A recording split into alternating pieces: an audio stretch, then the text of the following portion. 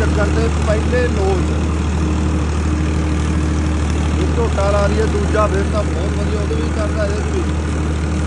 ਕੋਈ ਪਰਿਵਾਰ ਇਹਨੂੰ ਪਹਿਲੇ ਲੋਚ ਜੀ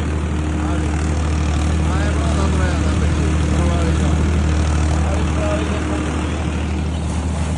ਕਰਦਾ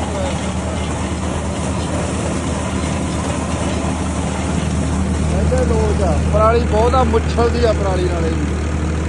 ਦੋਸਤੋ ਮੁੱਛਲ ਦੀ ਪਰਾਲੀ ਆ ਬਹੁਤ ਭਾਰੀ ਆ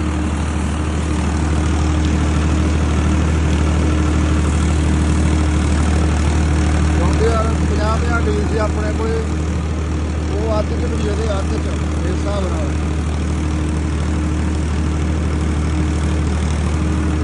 1600 ਦੇ ਆ ਪੂਰਾ 1600 ਦੇ ਹੀ ਆ 70 ਜਮਾਂ ਹੀ